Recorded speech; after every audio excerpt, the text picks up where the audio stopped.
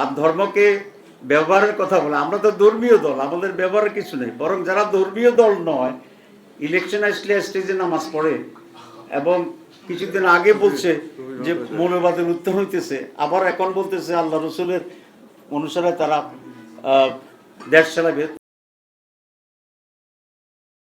জামাত election boycott করবে কেন? জামাত সুষ্ঠু নির্বাচন করার জন্য যা যা করণীয়, সরকারের উপর চাপ সৃষ্টি করা, বিরোধী দলকে ফেস করার জন্য যা করা দরকার, জামাত সেভাবেই প্রস্তুতি গ্রহণ করবে। আর বিএনপি কর্মীরা ছাড়া আর কোনো প্রতিদ্বন্দ্বী শক্তি নেই। আছে তো দুইটা নির্বাচনী অংশ, একদিকে বিএনপি আরেকদিকে দলীয় জোট। আমাদের কর্মীদের নির্দেশনা থাকবে তারা ধৈর্য সহকারে দৃঢ়তার সাথে মাঠে যেন তাদের কাজ অব্যাহত রাখে।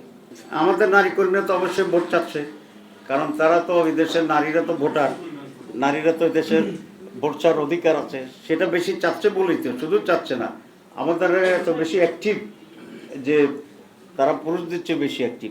এ চাচ্ছে বলেতে প্রতিপক্ষ ভয় পাইছে, ভয় পাইয়ে তাদেরকে ডিস্টার্ব করার চেষ্টা করছে। আমরা তো বিভিন্ন জায়গায় আপনার এখানে দেখেছেন, আমরা উল্লেখ করেছি, ওসির সাথে কথা হয়েছে, অ্যাডমিনিস্ট্রেশনের সাথে কথা হচ্ছে, কোনো কোনো জায়গায় মামলা হচ্ছে, কোনো জায়গায় হচ্ছে না।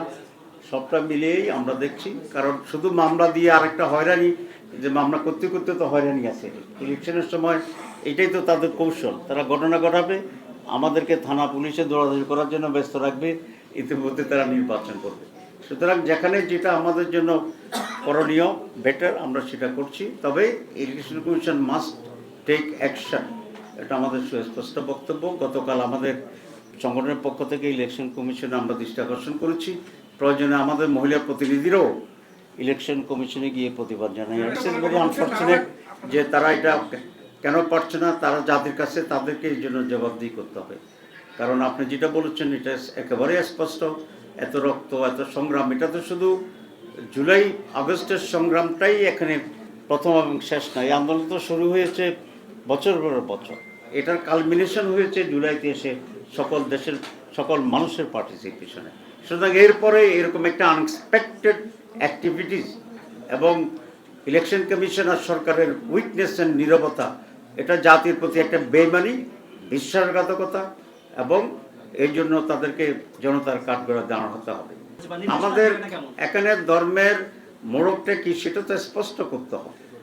যেমন জামাত ইসলামী একটি রাজনৈতিক ধর্মীয় দল, আমাদের আদর্শের কথা যখন আমরা বলবো তখন তো আমরা এটা অবশ্যই বলবো যে আমরা একটা ইসলামী আদর্শের ধারকন বাহক। এখানে তো মোড়কের কিছু না, এটা খুব স্পষ্ট, এবং আচরণবিধি মেনে আমরা করছি। কমিউনিস্ট পার্টি যখন ভোট চেতে যাবে তখন তো তারা কমিউনিজমের কথা বলতেই পারে, এটা কি অপরাধ হবে? জাতীয়তাবাদীদের যখন ভোট চাইবে তারা তো জিয়াউর রহমানের আদর্শের কথা, জাতীয়তাবাদের কথা বলবে, এটা কি জাতীয়তার মোড়কে হবে? সুতরাং এগুলো হচ্ছে একটা বিভ্রান্তিমূলক অপপ্রচার, যেটা মানুষ কিছু বুঝতে পারে না, বিভ্রান্ত হয়। আমরা আর ধর্মকে ব্যবহারের কথা বলে, আমরা তো ধর্মীয় দল, আমাদের ব্যবহারের কিছু নেই। বরং যারা ধর্মীয় দল নয়, ইলেকশন আসলে স্টেজে নামাজ পড়ে এবং কিছুদিন আগে বলছে যে মৌলবাদের উত্থান হইতেছে, আবার এখন বলতেছে আল্লাহ রসুলের অনুসারে তারা দেশ চালাবে, তো এটার জন্য তার আলাদা দল নাই। আমরা তো আল্লাহ রসুলের দল আছে, এখানে যোগ দিলেই তো হয়ে যায়। আমেরিকার সাথে জামাত ইসলামের এমন কোনো চুক্তি আছে বলে কারো কাছে কোনো প্রমাণ থাকলে এটা প্রকাশ্যে তারা এটা দেখার কোনো অসুবিধা নেই। কোনো দেশের সাথে আমাদের কোনো চুক্তি নেই। জামাত ইজ দ্য অনলি পার্টি যাদের ঠিকানা সবসময় অতীতে, বর্তমানে, আগামীতে বাংলাদেশ। আমরা তো যেখানে যেখানে ঘটনা ঘটাচ্ছে যারা অ্যাক্টিভিস্ট, তাদের অনেকের নামে তো আমরা নিয়ে আসছি। কিন্তু আমার কাছে যেটা মনে হয় যে সারা দেশেই এক ধরনের কমন ইনস্ট্রাকশন আছে কিনা জানি না, কারণ nature of activities and nature of attack is almost similar, but I don't know exactly. Action seems to be that there might be a national policy. changetv.press এক ফোঁটা হলুদ নেই।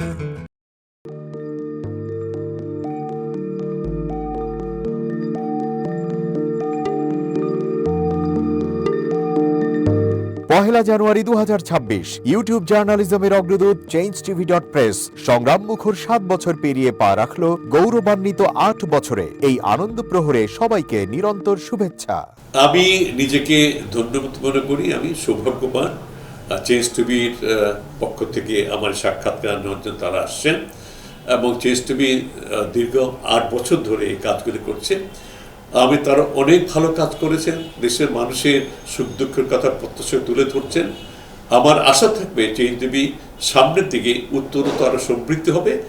একটাই শুধু আমাদেরকে উপদেশ দিতে চাই তাদের কাছে, সেটা হচ্ছে সত্য কথাটা মানুষের সামনে তুলে ধরা, মানুষের ভিতরে কি চায় তাদেরটা তুলে ধরা, মানুষের প্রত্যাশা তুলে ধরা, এবং মানুষের মধ্যে এই যে দেশাত্মবোধটা এবং সত্যবাদীটা এটা জাগরণ করে চেঞ্জ টিভির সামনের দিকে এগিয়ে যাবে।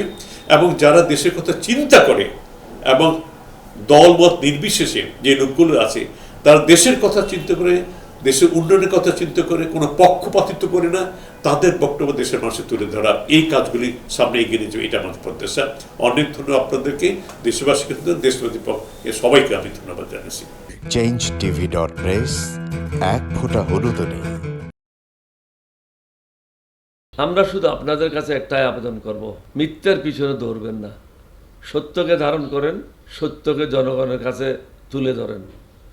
সেটা যতই কঠিন হোক না কেন পিছপা হবেন না, ভয়ের কোনো কারণ নাই। আল্লাহর সাথে থাকেন, আল্লাহ আপনাকে সাহায্য করবে। কোনো মানুষের কাছ থেকে কোনো সাহায্য কামনা করবেন না। ধন্যবাদ। changetv.press এক ফোঁটা হলুদও নেই। হ্যাঁ, চেঞ্জ টিভি আমি বিশেষ কারণে দেখি সুযোগ পেলে, বিশেষ করে তোমার অনুষ্ঠানটা যখন হয় আগে পরে আমি দেখে থাকি, ভালো লাগে, উপস্থাপনা ভালো, মোটামুটি সব কিছু ভালো। আমি তাদের শুভকামনা করি এবং চেঞ্জ টিভি আমি আশা করি সবসময় নিরপেক্ষ, যেহেতু এই চেঞ্জ টিভিটা সংবাদ প্রচারের একটা মাধ্যম, সুতরাং সঠিক সংবাদটাই চেঞ্জ টিভি প্রচার করবে, এটাই আমার কামনা থাকবে তাদের কাছে, সেই সঙ্গে আমার শুভেচ্ছা থাকবে। changetv.press এক ফোঁটা হলুদও নেই।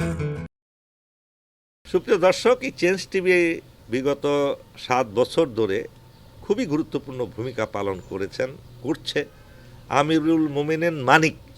উনি তো এখন বাংলাদেশে একটা ন্যাশনাল ফিগার হয়ে দাঁড়িয়েছেন। তিনি সত্যকে ধারণ করে আছেন, সত্য প্রচার করে, সত্যের প্রকাশ করে, সত্য ধারণ করে তিনি একটা পরিবর্তন আনতে চেয়েছেন এই সমাজে।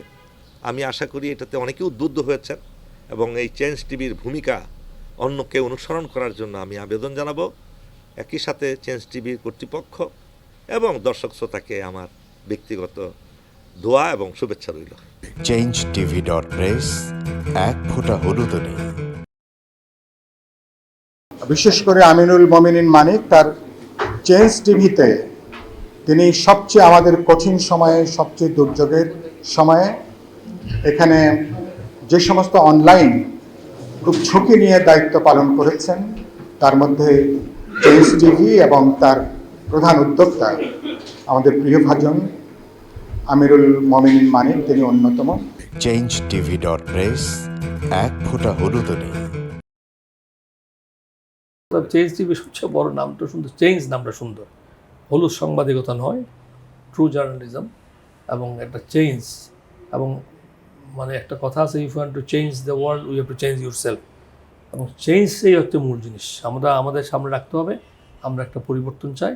চেঞ্জ টিভিতে এই সমস্ত প্রোগ্রাম দেখিয়েছে, মোস্ট অফ দ্য ক্ষেত্রে আমি দেখেছি তারা একটা নতুনত্ব নিয়ে আসছে, বিভিন্ন ইন্টারভিউ, বিভিন্ন প্রোফাইল লোকদের দিয়েছে এবং একটা নতুন বাংলাদেশ তৈরি করা, একটি নতুন নেতৃত্ব তৈরি করা, একটি নতুন চিন্তা একটা ওয়ার্ল্ড তৈরি করার ব্যাপারে চেঞ্জ টিভির একটা বিরাট ভূমিকা রয়েছে। সেজন্য চেঞ্জ টিভিকে আমি ধন্যবাদ। যদিও এটা অনলাইন ওই ধরনের টেলিভিশন না, বাট এটা একটা online TV, but it's very successful. তাই আমি উত্তরোত্তরে সাফল্য কামনা করছি।